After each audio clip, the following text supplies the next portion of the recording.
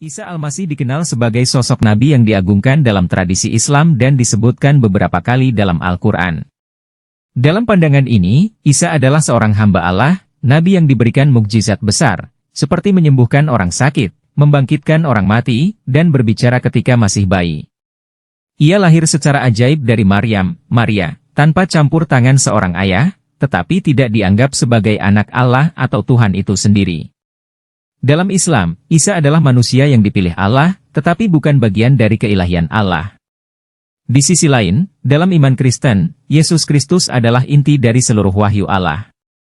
Kristen percaya bahwa Yesus bukan sekadar nabi, tetapi adalah Allah yang menjadi manusia.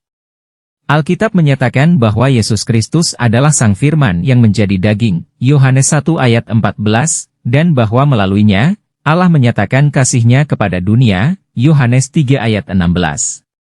Ia adalah Mesias yang dijanjikan dalam Perjanjian Lama, yang datang untuk menebus dosa manusia melalui kematiannya di kayu salib dan kebangkitannya. Terima kasih, Shalom untuk semua. Selamat sore, selamat pertemuan yang keempat kali di sini. Sebenarnya acara saya itu bulan depan, tapi karena akhir bulan ini saya akan pergi ke luar negeri lagi, dan mungkin ada 1,5 bulan saya di sana. Jadi saya minta untuk diajukan hari ini. Saya sendiri sih baru datang kemarin dari pelayanan di Nias. Saya di Gunung Sitoli 1 minggu. Dari Nias langsung saya ke Luwuk Banggai di Sulawesi Tengah. Baru hari Selasa yang lalu saya pulang. Jadi sebenarnya agak masih lelah sebenarnya. Dan tadi pagi kemarin saya sakit demam menggigil. Saya pikir nggak bisa sembuh, puji Tuhan bisa sembuh hari ini dan bisa datang ke sini. Baik saudara-saudara,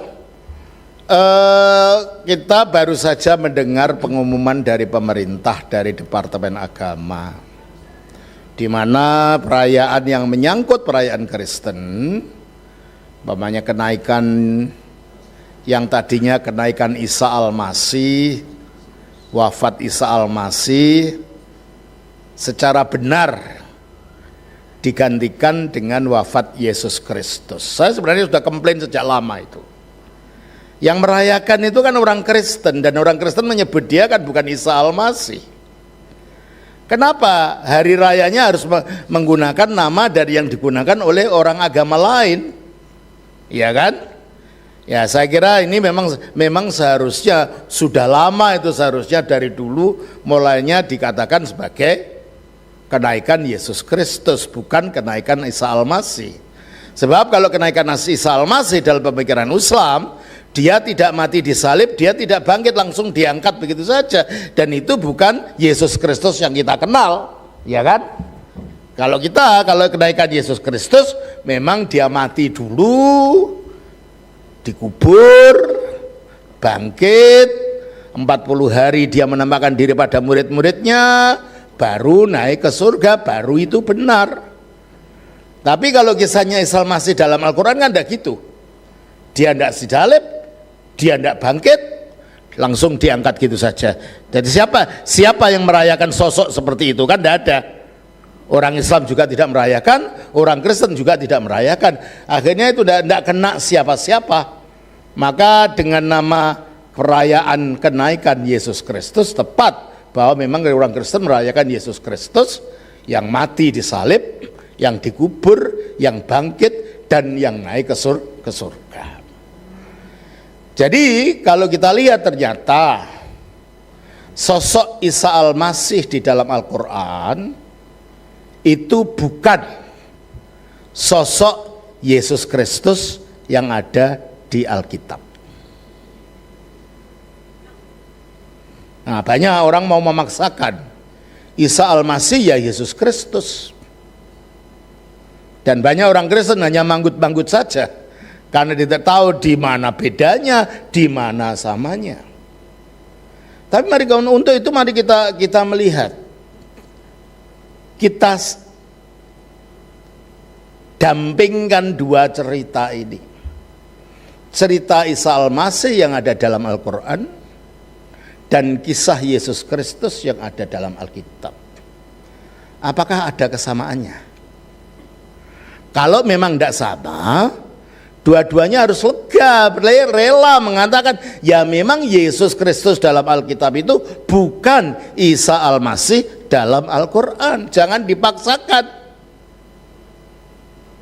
Sebab Isa Al-Masih dalam Al-Quran tidak disalib. Yesus Kristus dalam Alkitab memang disalib.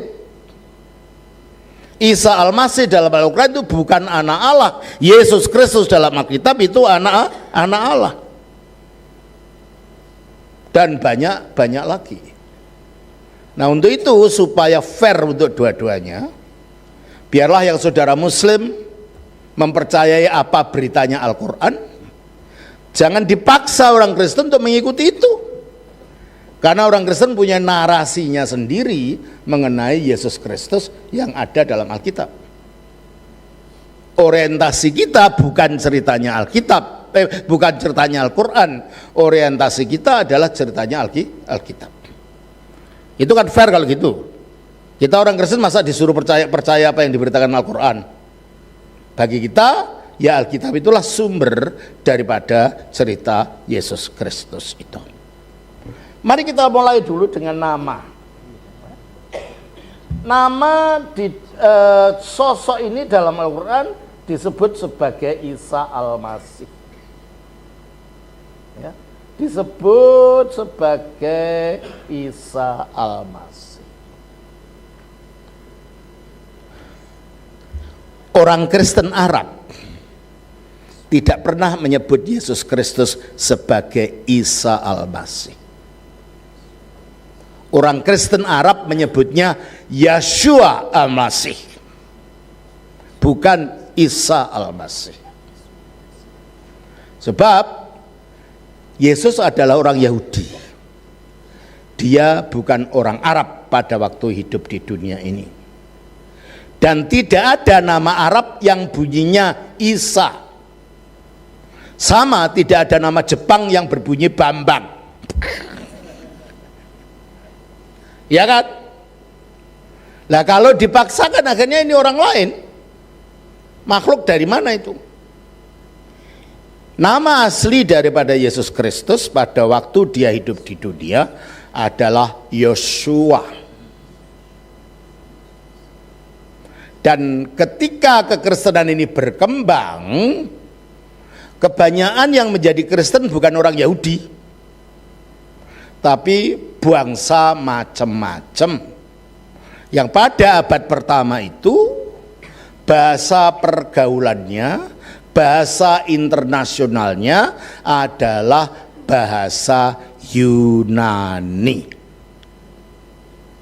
Itulah sebabnya berita dari Injil itu akhirnya dituliskannya dalam bahasa Yunani, dan itulah sebabnya mengapa Perjanjian Baru itu ditulis di dalam bahasa Yunani. Itu bahasa aslinya. Nah, kata Yosua itu ketika diucapkan menurut logat Yunani, karena bahasa Yunani tidak punya huruf Y,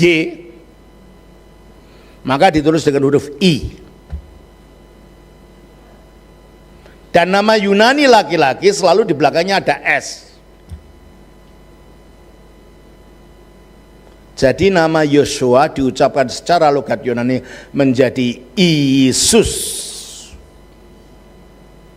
Dan kata Isus ini ketika diucapkan dalam bahasa Latin di Eropa Barat menjadi Yesus.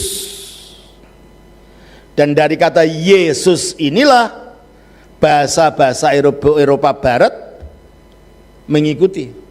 Bahasa Belanda Jesus, bahasa Inggris Jesus, bahasa Italia Yesus, dan seterusnya dari kata Latin ini.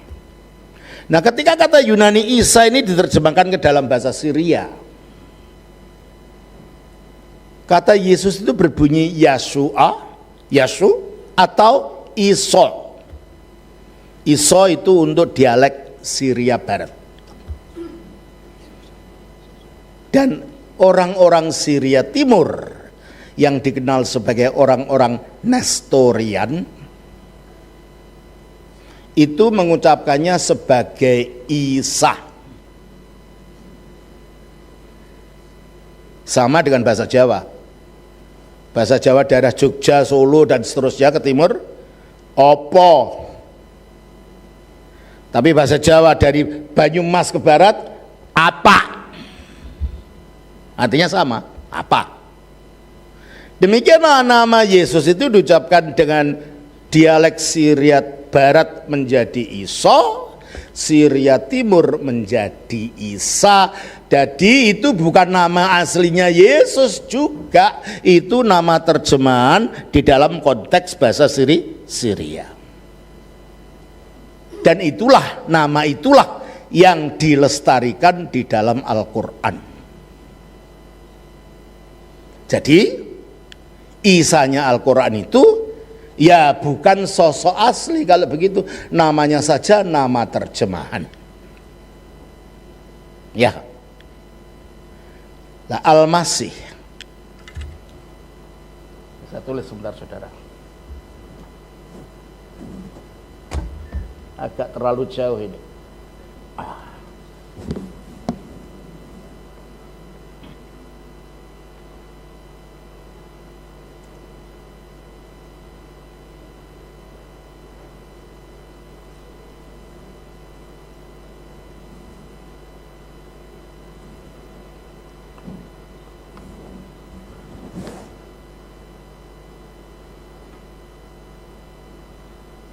Al-Masih kalau di dalam bahasa aslinya Ibrani itu berasal dari kata Hamasiyah.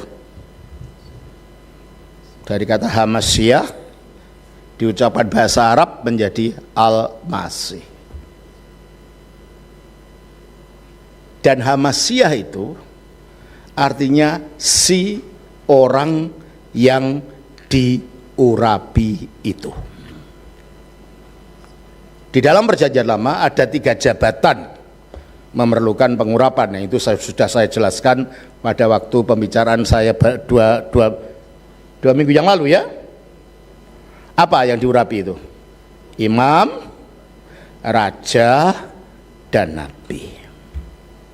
Setiap imam di Israel adalah seorang Masiah, tapi bukan Masiah, bukan sang Masiah. Setiap raja di Israel adalah seorang Masiah, dan setiap nabi di Israel adalah seorang Masiah. Agar seseorang itu menjadi Masiah, maka orang itu harus merangkap semua jabatan itu dalam dirinya. Ya dia itu raja, ya dia itu imam, ya dia itu nabi. Dan dia merangkap itu secara mutlak, artinya tidak bisa digantikan orang lain. Agar dia tidak bisa digantikan orang lain, orang ini harus tidak bisa mati. Sebab kalau mati pasti harus diganti, gitu kan? Itulah sebabnya Kristus untuk menjadi Masiah, yang terjemahnya bahasa Yunani menjadi Ho Christos, yang diucapkan bahasa Latin menjadi Christus, diucapkan bahasa Belanda juga Christus, dan kita mengikuti orang Belanda mengucapkan Kristus itu.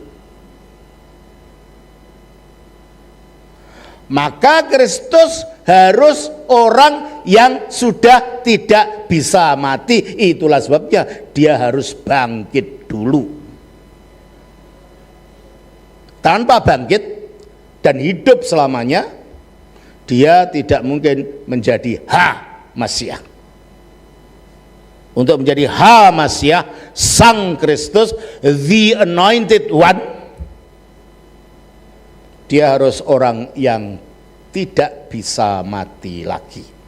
Coba kita baca di dalam Roma pasal 6 ayat yang ke 9. Karena kita tahu bahwa Kristus sesudah ia bangkit dari antara orang mati, tidak mati lagi, maut tidak berkuasa lagi atas dia. Oke? Maut tidak berkuasa lagi atas dia. Kalau maut tidak berkuasa lagi atas dia, dia sudah tidak bisa mati, dia kekal. Maka kalau dia harus diangkat jadi raja, raja kekal. Kalau diangkat jadi imam, imam kekal. Kalau diangkat jadi nabi, nabi kekal. Dan Kristus memang imam karena dia telah mengorbankan dirinya sebagai korban di atas salib, lalu mengangkat korbannya itu, dibangkitkan, diangkat ke hadirat Bapa, di situ dia menjadi imam, maka imamnya kekal. Sesudah bangkit Yesus diberi segala kuasa di surga dan di bumi. Dengan demikian dia punya kekuasaan yang mutlak sebagai Sang Maha Penguasa, sebagai raja yang kekal. Kristus sebagai firman yang menjadi manusia, yang menyatakan kehendak Allah. Kalau nabi-nabi itu ada orang yang dipilih Allah, diberi firman. Kalau Kristus, firman itu yang jadi orang. Berarti dia nabi, nabi kekal, nabi pamungkas. Jadi istilah Kristus ini artinya Hamasia dalam pengertian yang kita maksud itu. Ada seorang penulis Muslim memberikan definisi atas kata Al-Masih itu demikian. Sementara itu kata Al-Masih dalam bahasa Ibrani berarti yang diberkahi. Salah. Al-Masih artinya bukan yang diberkahi. Al-Masih artinya orang yang diurapi. Dan dalam bahasa Arab berarti yang melakukan perjalanan besar di muka bumi. Udah lain sekali kan artinya di sini. Terus atau juga berarti jika mereka menyeka orang penyakit, maka akan menjadi sembuh atas izin Allah Subhanahu wa taala. Al-Masih juga berarti kebenaran. Kata Al-Masih dalam bahasa aslinya bukan itu semua. Kata Al-Masih dalam bahasa aslinya adalah orang yang diurapi, yang berarti imam, raja, dan nabi. Makna Al-Masih sudah tidak sama, makna Isa pun, nama Isa pun sudah tidak sama. Dari nama ini saja sudah kelihatan bahwa Isa Al-Masih artinya bukan Yesus Kristus. Ya. Nah, selanjutnya di dalam Al-Quran kalau begitu, karena akhirnya makna Isa Al-Masih itu jadi beda sekali dengan makna yang terdapat dalam Alkitab, sehingga gelar-gelar yang menyangkut nama Yesus Kristus itu jadi beda. Yesus adalah sebagai raja, sebagai Tuhan di atas segala Tuhan. Itulah sebabnya dia disebut Tuhan. Tuhan untuk Yesus bukan artinya otomatis Allah. Kalau Allah itu gelar untuk Bapa. Dan Tuhan itu gelar yang diberikan Bapa kepada Kristus sebagai Mesias yang ditinggikan dan dimuliakan dan diberi segala kuasa di surga dan di bumi itu. Coba kita baca 1 Korintus 8 ayat 6. Namun bagi kita hanya ada satu Allah saja, yaitu Bapa. Siapa? Satu Allah saja. Siapa? Bapa. Nah, sekarang nama Tuhan untuk Kristus. Kita baca Kisah Rasul 2 ayat yang 36. Jadi seluruh kaum Israel harus tahu dengan pasti bahwa Allah telah membuat Yesus. Allah telah membuat Yesus menjadi yang kamu salibkan itu menjadi Tuhan dan Kristus. Siapa yang membuat Yesus jadi Tuhan? Menurut ayat ini, Allah.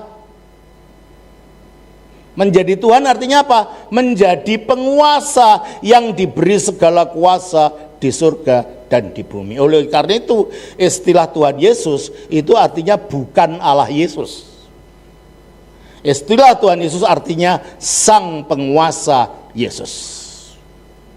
Dia yang diberi segala kuasa oleh Bapaknya. Coba kita baca lagi di dalam 1 Korintus 8 ayat 16. 1 Korintus 8 ayat 6 ayat 14.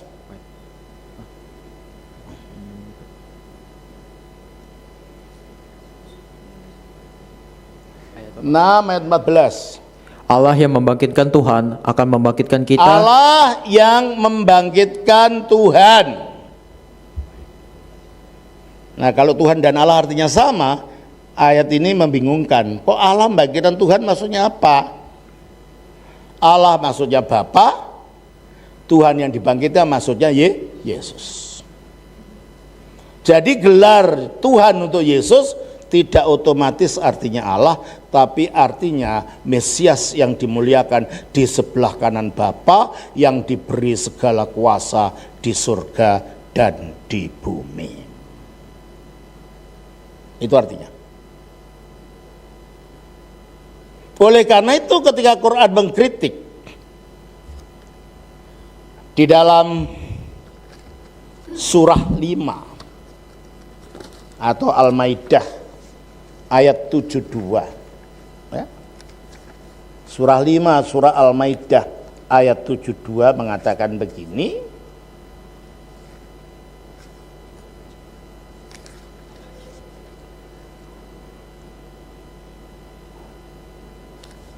Surah 5 ayatnya 72. Saya bacakan begini, saudara.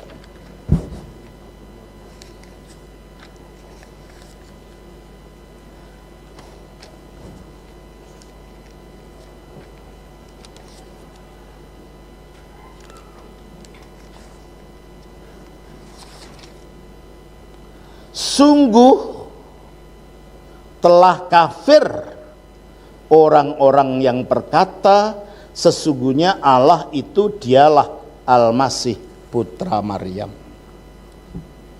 Laqad kafarol ladzina qalu innallaha huwa Al-Masih ibnu Maryam. Tidak ada Alkitab mengatakan Allah ialah Yesus Kristus, itu tidak ada.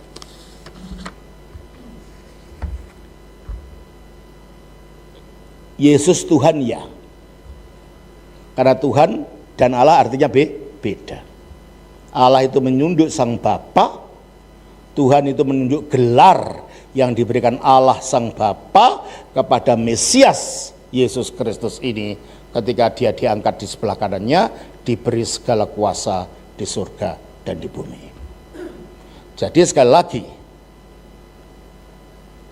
berarti yang dikritik Quran itu bukan Yesusnya Alkitab. Karena Alkitab tidak mengatakan Allah ialah Yesus. Allah ialah Bapa. Dan Yesus adalah firman-Nya Allah yang tinggal satu di dalam Allah, karena itu mempunyai sifat yang sama dengan Allah. Bersama dengan rohnya Allah yang juga tinggal di dalam Allah. Berarti kalau gitu, sosok yang dikritik ini bukanlah sosok Yesus Kristus. Entah siapa itu yang mempercayai bahwa Allah yaitu Yesus itu. Yang jelas itu bukan kekristenan yang ortodoks. Kekristenan yang ortodoks mengatakan Allah ialah Bapa itu, Yesus adalah penjelmaan dari firman-Nya Allah yang tadinya satu di dalam Allah turun ke bumi menjadi manusia. Nah, untuk itu mari kita lihat kalau gitu sosok Yesus itu gimana sih di dalam Al-Quran itu. Mari kita baca di dalam surah pasal atau surah 3 ya. Surah 3 kalau kita orang Kristen, karena kita tidak hafal bunyi-bunyi nama surah itu, masing-masing surah punya nama kalau di Quran itu. Surah 1 namanya Al-Fatihah. Surah 2 namanya Al-Baqarah. Surah 3 namanya, surah itu artinya pasal ya, bukan surat, pasal. Surah 4 namanya An-Nisa, surah 5 namanya Al-Maidah. Biasanya saudara-saudara muslim kalau mengutip ayatnya disebut nama pasalnya itu, bukan angkanya. Kalau orang Kristen karena mungkin tidak hafal dengan itu, lebih baik kita pakai angkanya saja, angka dari pasal. Maka saya bacakan ini surah 3. Begini. Surah 3 ayat yang ke-35. Ingatlah ketika istri Imran berkata, "Ya Tuhanku, sesungguhnya aku bernasar kepadamu. Apa dalam kurung janin yang dalam kandunganku kelak menjadi hamba yang mengabdi kepadamu. Maka terimalah nazar itu dariku. Sungguh engkaulah yang maha mendengar, maha mengetahui."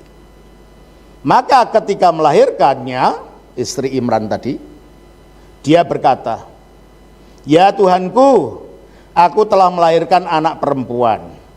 Padahal Allah lebih tahu apa yang dia lahirkan, dan laki-laki tidak sama dengan perempuan, dan aku memberinya nama Maryam. Dan aku mohon perlindunganmu untuknya dan anak cucunya dari gangguan setan yang terkutuk." Jadi menurut dua ayat ini, Maryam itu anaknya Imran, karena yang ngomong ini istrinya Imran. Padahal di dalam kitab, Imran yang punya anak Maryam itu adalah Amram, bapaknya Musa dan Harun. Imran itu bahasa Arab, yang bahasa Ibraninya adalah Amram. Coba kita baca saudara. Kita baca dari Keluaran pasal yang ke-25.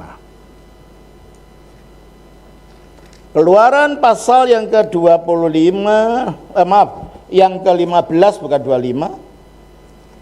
Keluaran pasal yang ke-15 ayatnya yang ke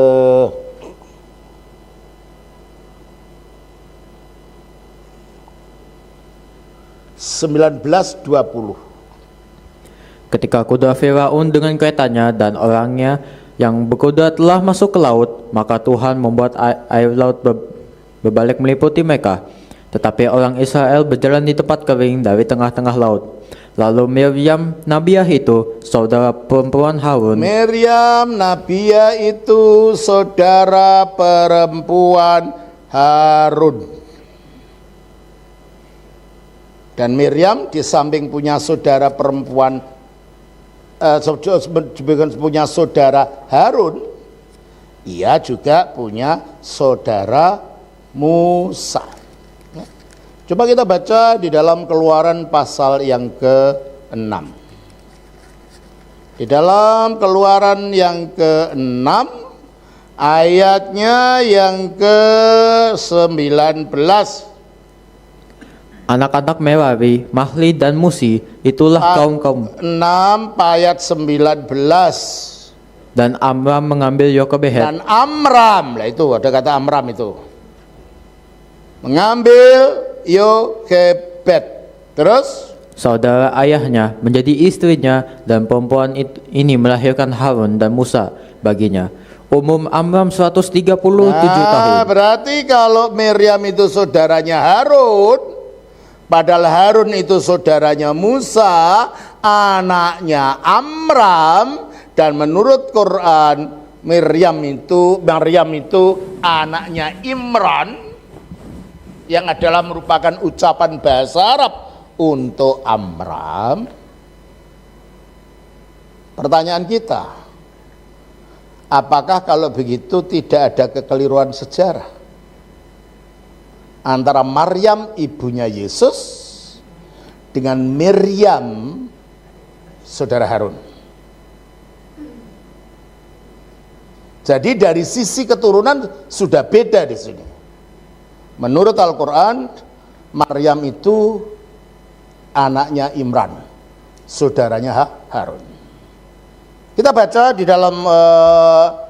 dalam surah Maryam, yaitu surah 19.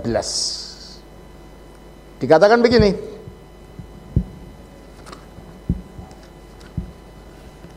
Dikatakan di dalam surah 19 ayatnya yang ke-25.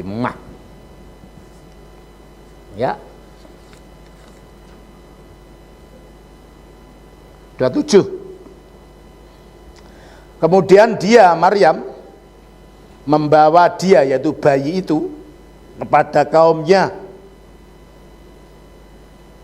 dengan menggendongnya.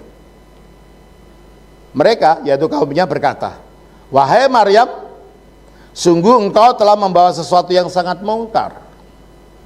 Wahai saudara perempuan Harun."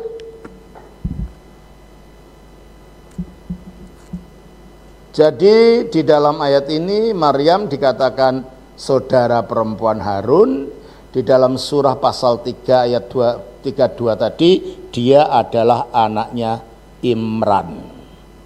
Apakah ini kira-kira kebetulan? Jadi dari sisi keturunan, kalau ini tidak salah sejarah,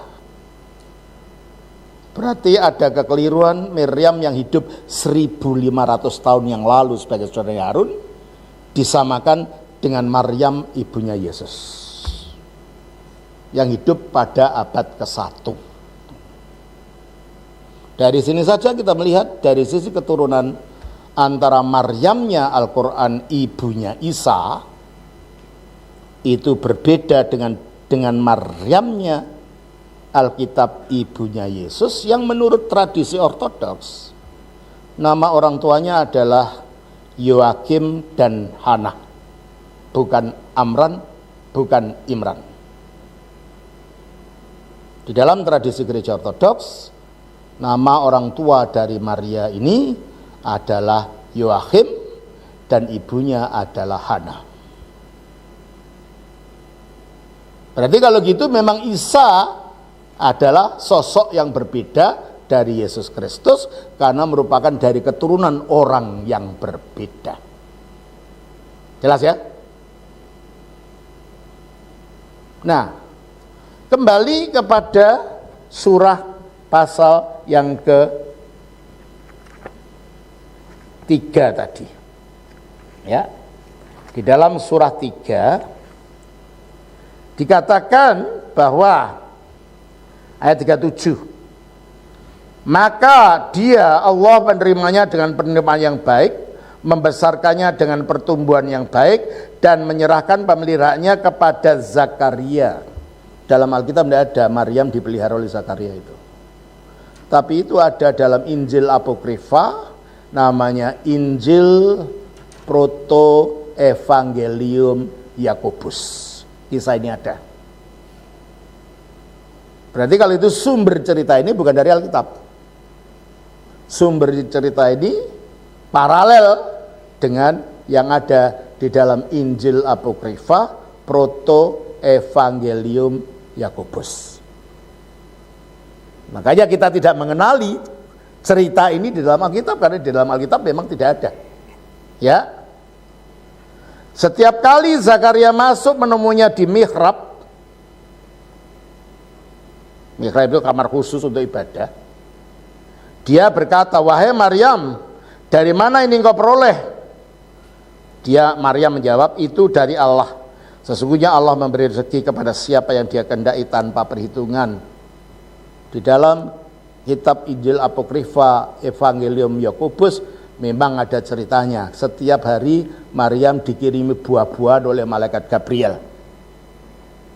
Ya, kita tidak akan ketemu Alkitab karena ini sumbernya bukan dari Alkitab. Ya. Di sanalah Zakaria berdoa kepada Tuhannya. Dia berkata, "Ya Tuanku, berilah aku keturunan yang baik dari sisimu. Sesungguhnya Engkau Maha mendengar doa." Zakaria berdoa dalam mihrab. Mihrab itu kayak di masjid itu loh, yang bulat untuk imamnya yang mimpin sembahyang itu loh, yang melengkung, ruang melengkung di masjid itu. Jadi Zakaria digambarkan sebagai orang Islam, padahal Zakaria itu imam orang Yahudi dari golongan Abia. Dan waktu dia berdoa minta anak ini bukan di mihrab, dia sedang membakar ukupan di Bait Allah. Coba kita baca Lukas pasal 1 ayat 9 dan seterusnya. Sebab ketika diundi sebagaimana lazimnya untuk menentukan imam yang bertugas, dialah yang ditunjukkan untuk masuk ke dalam bait suci. Bait suci bukan di mihrab. Dia masuk ke dalam bait suci. Terus dan membakar ukupan di situ. Membakar ukupan. Yang sampai sekarang dalam gereja ortodoks pembakaran ukupan tetap dilakukan. Pada waktu sembahyang pagi dan sembahyang sore, dan pada waktu liturgi pembakaran ukupan tetap dilakukan. Terus sementara itu seluruh umat berkumpul di luar dan sembahyang. Waktu itu adalah waktu pembakaran ukupan. Maka tampaklah kepada Zakaria seorang malaikat Tuhan. Seorang malaikat Tuhan yang datang di sini, kemudian para malaikat memanggilnya. Dalam Quran yang datang kepada Zakaria, para malaikat, entah paling tidak ada 2. Dalam Alkitab hanya 1 malaikat. Siapa? Malaikat Gabriel yang datang kepada Zakaria. Jadi kisahnya yang di Quran tentang kelahiran Yohanes Pembaptis berbeda dengan kisah yang ada dalam Alkitab. Terus kemudian kita kembali pada surah Al-Imran. Kemudian malaikat memanggilnya ketika dia berdiri melaksanakan sholat di mihrab.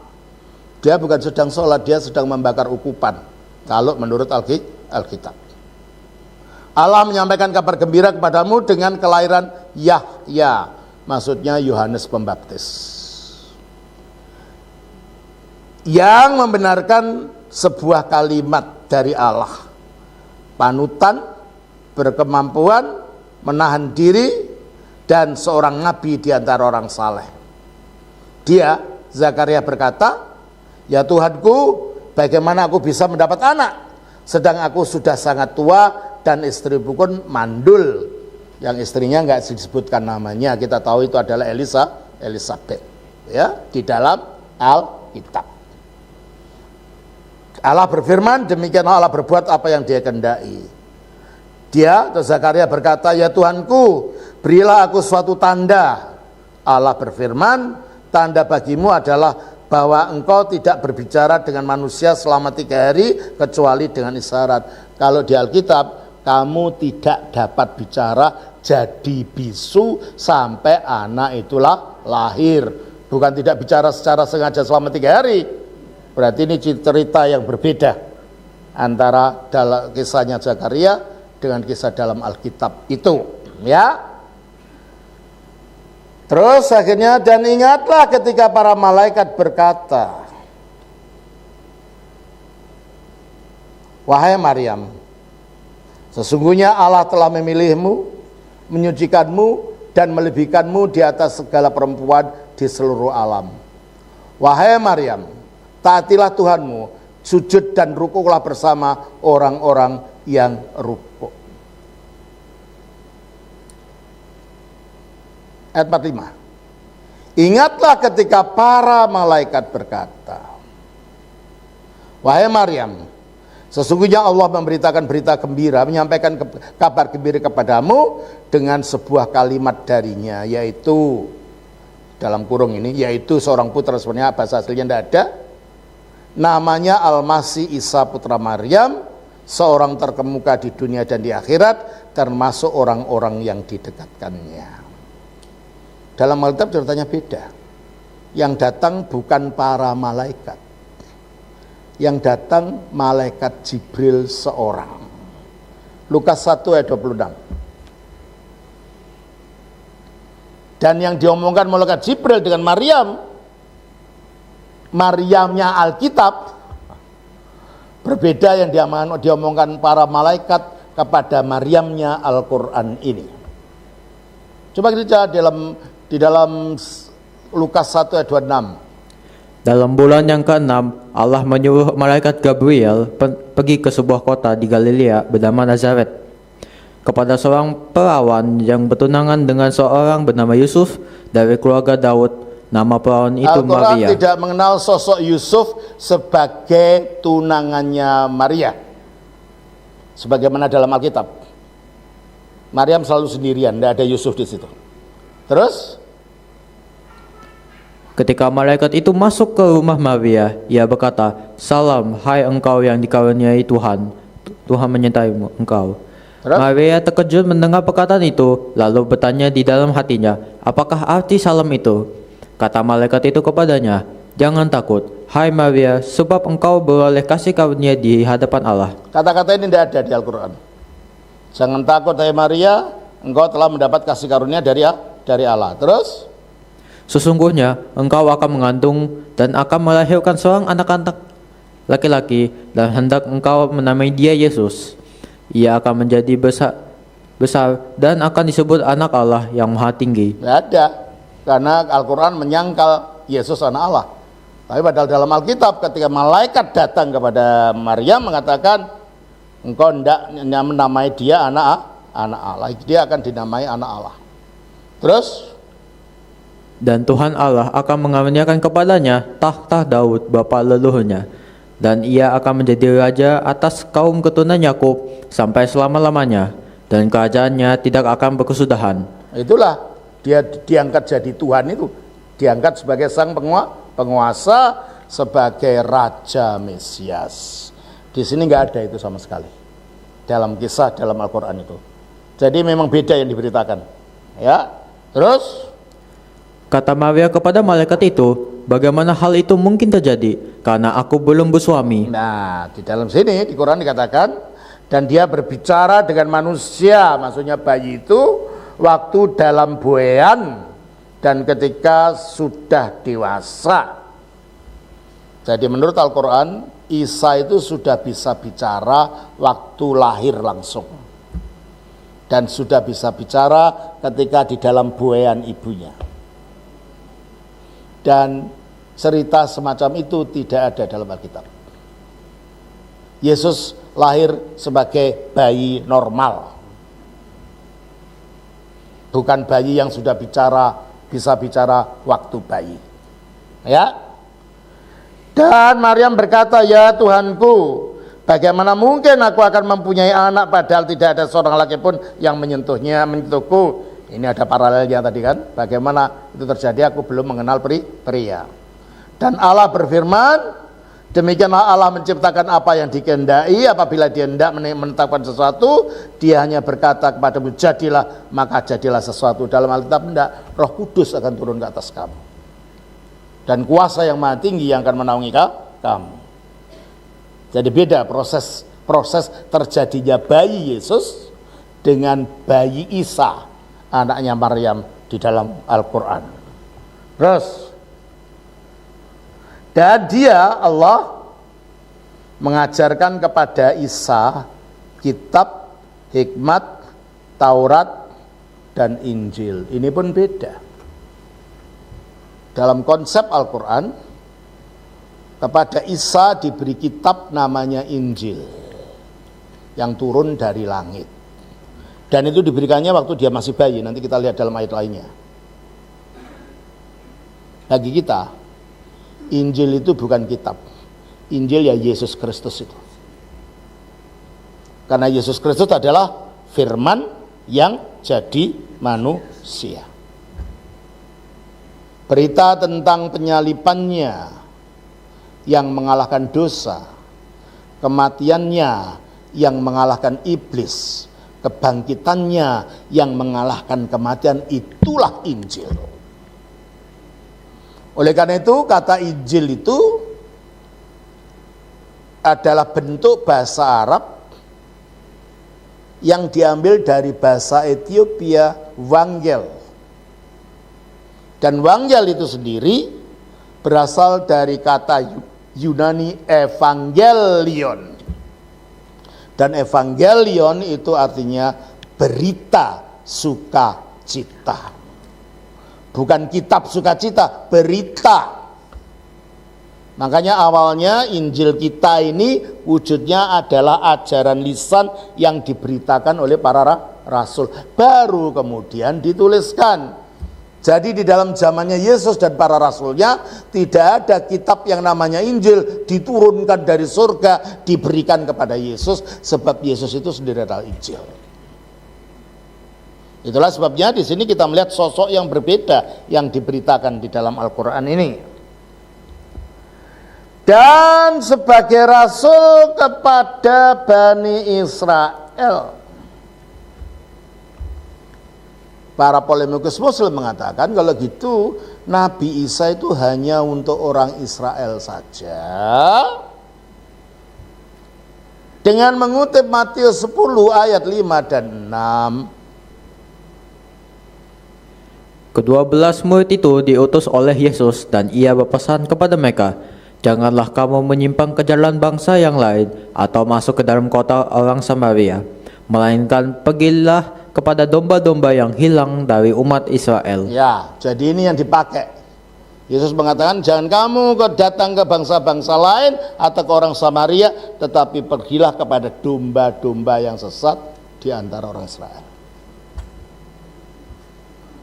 Saat ini Injilnya belum lengkap karena Yesus belum mati, Yesus belum bangkit mengalahkan dosa dan iblis. Maka yang lebih dahulu dipersiapkan untuk percaya adalah bangsa yang selama ribuan tahun dituntun Allah dengan diberi nubuat dalam perjanjian lama. Maka dikatakan jangan pergi kemana-mana dulu, ke bangsa ini loh dulu.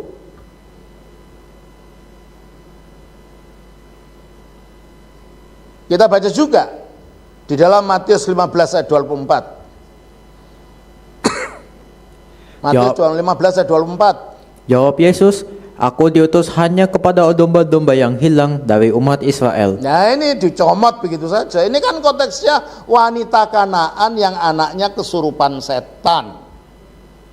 Datang kepada Yesus, minta tolong supaya anaknya disembuhkan. Dihalangi oleh muridnya. Yesus diam saja. Dan kita datang kepada Yesus, aku diutus hanya untuk bangsa Israel saja. Ini bukan berarti Yesus bukan untuk bangsa lain. Ini Yesus ingin menguji iman orang ini. Dan ternyata setelah diuji, si perempuan ini tetap merangsek kepada Yesus. Ayat selanjutnya. Tetapi perempuan itu menegak dan menyembah dia sambil berkata, Tuhan tolonglah aku. Tetapi Yesus menjawab, tidak patut mengambil roti yang disediakan. Sudah kayak dihina sebenarnya, kayak imannya dijatuhkan gitu. Tapi apa selanjutnya? Tidak patut mengambil roti yang disediakan bagi anak-anak dan melemparkannya kepada anjing. Terus? Kata perempuan itu, benar Tuhan, namun anjing itu makan remah-remah yang jatuh dari meja tuannya. Terus? Maka Yesus menjawab dan berkata kepadanya, hai ibu, besar imanmu. Nah ini kan, hai ibu, besar imanmu. Terus? Maka jadilah kepadamu seperti yang kau hendaki. Dan seketika itu anaknya sembuh. Nah kalau gitu anak ini disembuhkan dah oleh Yesus. Berarti Yesus memberikan karunia kepada orang non-Yahudi ini enggak? Iya. Makanya jangan baca Alkitab dicomot di tengah lalu ditafsirkan seenaknya. Lihat konteksnya. Ternyata kepada perempuan ini pun karunia diberikan kepada dia, biarpun dia orang Kanaan penyembah berhala. Berarti Yesus bukan hanya datang kepada orang Yahudi saja. Untuk saat sebelum Injilnya selesai dinyatakan melalui penyalipannya, kematiannya, dan bangkitnya, pemberitaan dipersiapkan hanya untuk orang Israel saja.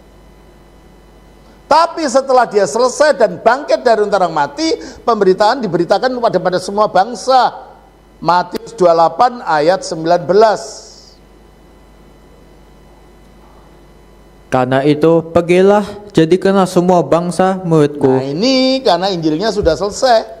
Injilnya dinyatakan secara sepenuh-penuhnya dengan matinya di atas salib dan bangkitnya dari orang mati. Jadi Yesus bukan hanya untuk orang Israel saja, tetapi untuk seluruh umat manusia. Kisah Rasul pasal 3:26.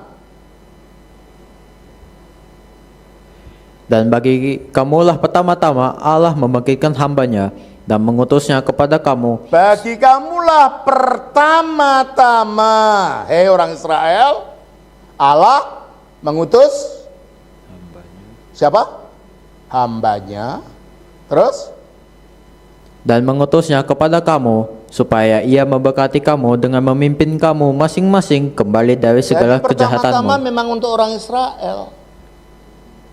Oleh karena itu pertama-tama beritanya kepada orang Israel yang dinyatakan di dalam Matius 10 ayat 5-6 tadi. Baru kemudian untuk semua bangsa setelah karyanya tuntas dengan bangkitnya dari antara orang mati, sehingga seluruh bangsa diperintahkan untuk dijadikan muridnya. Jelas ini ya? Jadi ayat ini mengatakan, dan sebagai rasul kepada Bani Israel, aku telah datang kepadamu dengan sebuah tanda atau mujizat dari Tuhanmu, yaitu aku membuatkan bagimu sesuatu dari tanah berbentuk seperti burung, lalu aku meniupnya, maka ia menjadi seekor burung dengan izin Allah. Dan itu cerita ini tidak ada dalam Injil kanonik kita, tetapi dapat kita jumpai dalam Injil Apokrifa, Injil Thomas, Injil Apokrifa Thomas masa kanak-kanak Yesus. Di situ ada ceritanya ini. Yesus masih bayi, masih kecil, main-main dengan temannya, lalu main-main bikin burung-burungan yang dari tanah ditiup jadi burung sungguh, dan ini masuk dalam cerita ini. Ya kalau dalam Alkitab tidak ada, karena memang bukan cerita dari Alkitab. Itu punya paralelnya di dalam Injil Thomas masa kanak-kanak Yesus. Sumbernya dari sana. Ya. Dan aku menyembuhkan orang yang buta sejak lahir, itu ada Yohanes 9. Dan orang yang berpenyakit kusta, banyak, beberapa kali. Dan aku menghidupkan orang mati dengan izin Allah. Lazarus, anak janda dari Nain, yang disembuhkan, dibangkitkan. Dan aku beritahukan kepadamu apa yang kamu makan dan yang kamu simpan di rumah. Itu tidak jelas sumbernya dari mana, dan itu tidak ada dalam Alkitab. Di dalam Alkitab ada lebih dari 37 mujizat Yesus yang dicatat. Dan bentuknya macam-macam, mengubah air jadi anggur, segala itu di sini nggak ada. Ya toh? Sesungguhnya pada yang demikian itu terdapat suatu tanda bagimu jika kamu orang beriman. Berarti mujizatnya tidak dijelaskan gimana, hanya ngomong bahwa aku bikin mujizat ini, mujizat itu, tapi tidak ada cerita mujizatnya itu sendiri dalam Al-Quran. Kalau dalam Alkitab kan jelas bagaimana dia menyembuhkan siapa, di mana, itu jelas. Ya. Terus, dan sebagai seorang yang membenarkan Taurat yang datang sebelum kau, dan agar aku menghalalkan bagi kamu sebagian dari yang telah diharamkan untukmu. Apa yang diharamkan? Sebagian dari makanan.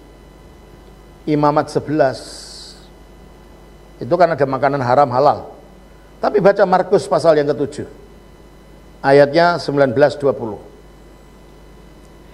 Karena bukan masuk ke dalam hati, tetapi ke dalam perutnya, lalu dibuang di jamban. Dengan demikian ia menyatakan semua makanan halal. Nah itu. Dengan demikian dia menyatakan semua makanan halal. Jadi Yesus tidak mengkhususkan makanan ini haram, makanan ini halal, sebab itu bukan masalah batin. Nah kalau gitu, kalau Al-Quran sendiri mengatakan agar aku menghalalkan bagi kamu sebagian dari yang telah diharamkan dalam ini hal makanan, kenapa mereka mengkritik orang Kristen kalau mereka katakan makan babi umpamanya. Dan itu kan haram. Coba kita baca Imamat 11 ayat 7. Demikian juga babi hutan, karena memang berkuku belah, yaitu kukunya bersela panjang, tetapi tidak memamah biak. Haram itu bagimu. Haram itu bagimu. Tapi ayat 7, ayat 8. Daging binatang-binatang itu janganlah kau makan, dan bangkainya janganlah kamu sentuh. Haram semuanya itu bagimu. Coba yang di atas. Unta, ada unta enggak? Ada unta yang diharamkan. Ayat 4 ya. Ayat berapa itu? Hah? Ayat 4, tolong baca. Tetapi inilah yang tidak boleh kamu makan, dari yang bermamah biak, atau dari yang berkuku belah, unta, karena memang memamah biak. Ya. Kalau orang Islam, para polemik itu mengkritik Kristen karena makan babi, mereka juga makan makanan haram, unta. Sama-sama mereka melanggar hukum Taurat. Nah, kalau mereka memakan makanan haram, yaitu unta, dan itu menjadi makanan lezat di Saudi Arabia, mereka tidak berhak mengatakan orang Kristen melanggar hukum Taurat karena makan babi. Sebab sama-sama memakan makanan haram. Itu ya. Jadi kalau begitu tidak ada alasan mereka mengatakan orang Kristen memakan babi haram. Nah, kalau orang Arab makan unta tidak haram. Padahal menurut hukum Taurat itu sama haramnya. Nah, saudara, masih banyak yang tidak saya ceritakan di sini, tapi mari kita langsung aja mengenai kelahiran Yesus. Di dalam surah 19 menunjukkan bahwa memang Yesus itu sosok yang berbeda dari Isa dalam Al-Quran, itu sosok yang berbeda daripada Yesus yang dalam Alkitab, ya.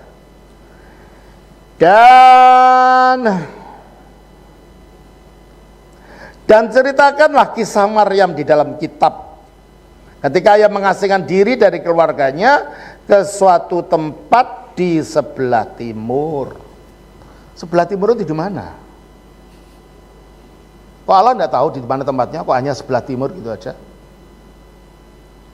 Nah, kalau Alkitab jelas, ya.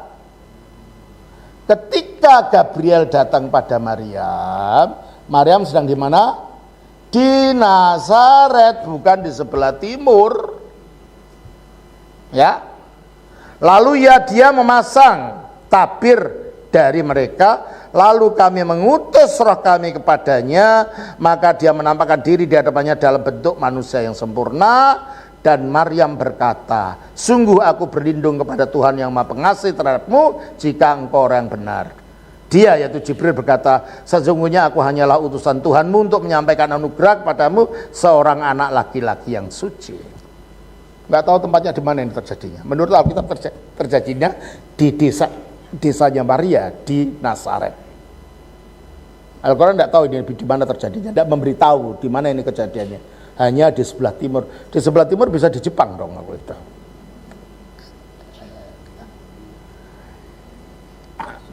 Maryam berkata, bagaimana mungkin aku punya anak laki-laki padahal tidak pernah ada orang yang menyentuhku dan aku bukan seorang pezina. Nah, kata Gabriel itu sekedar dari firman-Nya Allah. Alkitab mengatakan Roh Kudus akan turun ke atas kamu. Kemudian rasa sakit akan melahirkan, maka Maryam mengandung, dia mengasingkan diri dengan kandungnya itu ke tempat yang jauh. Yang jauh itu di mana? Dalam Injil Lukas, Maria bukan menyingkir ke tempat yang jauh. Memang dia sedang pergi ke Bethlehem dengan tunangannya Yusuf untuk ikut sensus yang dilakukan pada waktu Gubernur Kirenius menjadi gubernur di Syria, dan itu terjadi tahun 6 sebelum Masehi. Kan jelas sejarahnya, jelas tempatnya, bukan dongeng. Entah di mana, ya. Ini dikatakan, maka dia mengandung lalu dia mengasingkan diri dengan kandungannya ke tempat yang jauh. Ke tempat yang jauh itu di mana tidak dijelaskan. Kalau dalam Alkitab dijelaskan dia pergi ke Bethlehem untuk disensus dengan Yusuf karena di keturunan Daud. Lalu lahirnya di dalam kandang domba. Tapi di sini kemudian rasa sakit akan melahirkan memaksanya bersandar pada pangkal pohon kurma. Bukan di kandang. Dia berkata, wahai betapa baiknya aku mati sebelum ini dan aku menjadi seorang yang tidak diperhatikan dan dilupakan. Maka fanadzaha min tahtiha, maka bersuruhlah seseorang dari bawahnya. Nah, di sini terjemahkan mungkin penerjemahan malu barangkali. Maka dia Jibril berseru kepadanya dari tempat yang rendah, bukan dari tempat yang rendah, tahtiha, dari tahat itu di bawahnya. Dan yang berseru itu bukan Jibril, bayinya itu loh, baru keluar dari saluran kelahiran, bisa ngomong sudah bayi ini. Janganlah engkau bersedih hati, sesungguhnya Tuhanmu telah menjadikan anak sungai di bawahmu. Dan goyanglah pangkal kurma itu ke arahmu, niscaya pohon itu akan menggugurkan buah kurma yang masak kepadamu. Jelas cerita ini tidak ada dalam Alkitab. Yesus lahir secara normal, Maria melahirkan di kandang Bethlehem, dan bukan di bawah pohon kurma. Dan bayinya tidak bisa ngomong waktu bayi, seperti di sini. Dan ini ada paralelnya dengan Injil Apokrifa namanya Pseudo Matius. Di dalam Injil Apokrifa Pseudo Matius memang ada cerita ini. Bayinya bisa ngomong pada waktu lahir itu. Ya. Dan goyanglah pangkal pohon kurma itu ke arahmu. Ibu-ibu, saya tidak pernah melahirkan. Saya mau tanya ibu-ibu yang pernah melahirkan. Waktu melahirkan bayi badannya langsung bisa kuat enggak?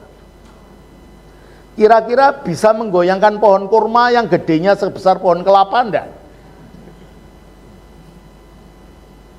Lah ini orang baru melahirkan disuruh menggoyang pohon kurma, yang pohon kurma itu gedenya sebesar pohon kelapa.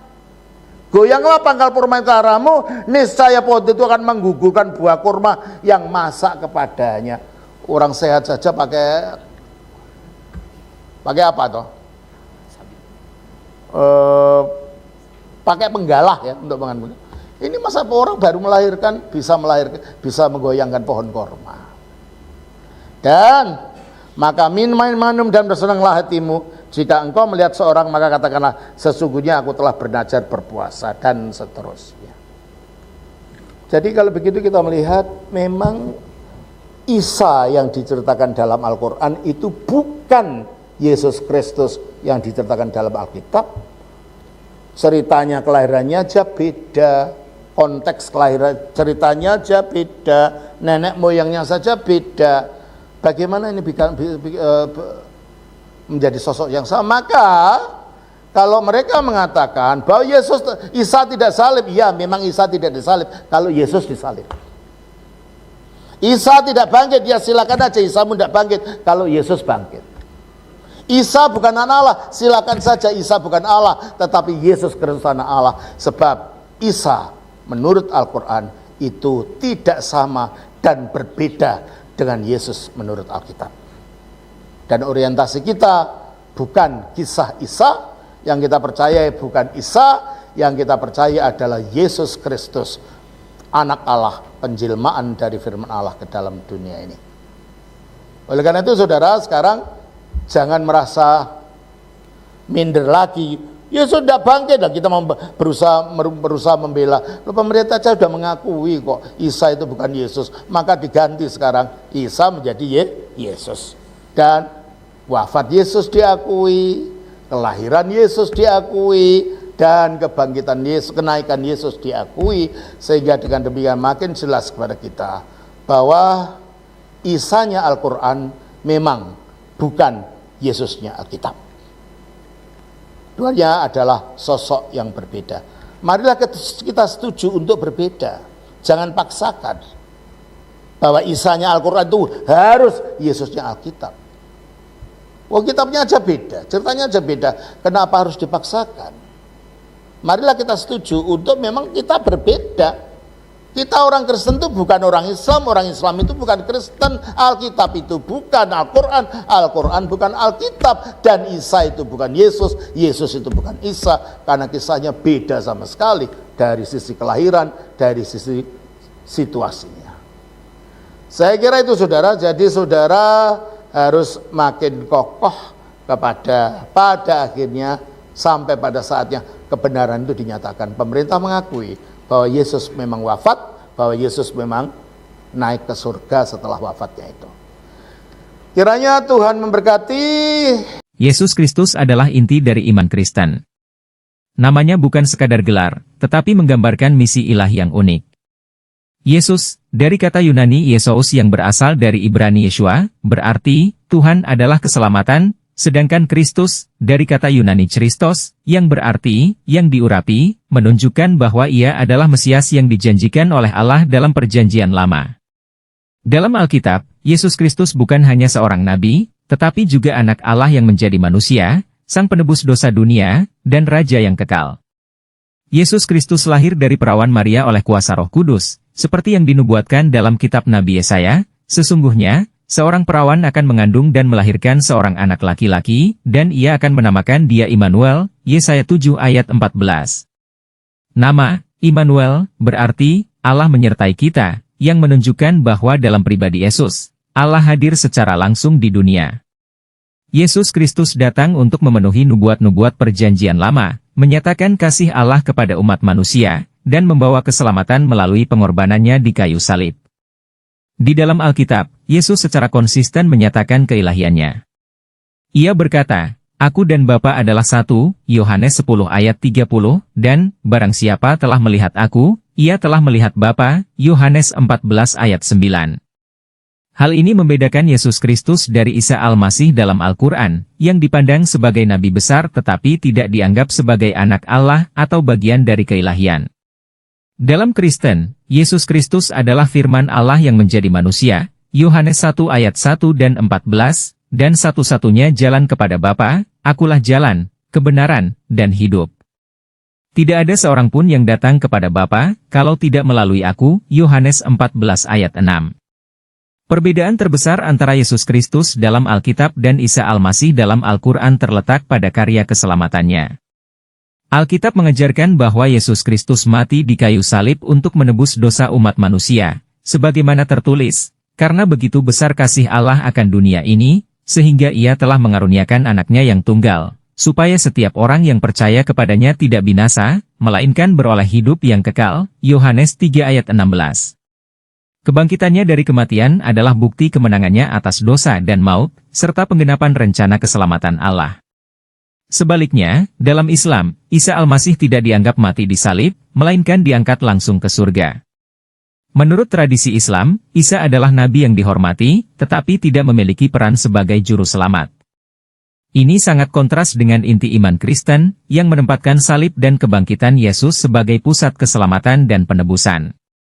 Yesus Kristus dalam Alkitab juga dikenal sebagai Raja yang akan datang kembali untuk memerintah dalam kemuliaan. Perjanjian Baru berbicara tentang kedatangannya yang kedua kali, di mana ia akan membawa penghakiman atas dunia dan memperbarui segala sesuatu. Lihatlah, ia datang dengan awan-awan, dan setiap mata akan melihat dia, juga mereka yang telah menikam dia. Wahyu 1 ayat 7. Yesus Kristus dalam Alkitab bukan hanya seorang nabi, tetapi adalah Allah yang datang dalam rupa manusia untuk menyelamatkan dunia. Ia adalah Mesias yang dijanjikan, Raja yang diurapi, dan anak Allah yang kekal. Perbedaan antara Yesus Kristus dalam iman Kristen dan Isa Al-Masih dalam Al-Quran adalah inti dari identitas dan karyanya. Dalam Alkitab, Yesus adalah Tuhan dan Juru Selamat, sedangkan dalam Al-Quran, Isa hanyalah seorang nabi. Yesus Kristus adalah kisah tentang kasih Allah yang tak terbatas, yang mengorbankan dirinya demi memulihkan hubungan antara manusia dan penciptanya. Pertanyaan terbesar yang dihadapi setiap orang adalah, apakah mereka mengenali Yesus sebagai Kristus, Sang Juru Selamat dunia?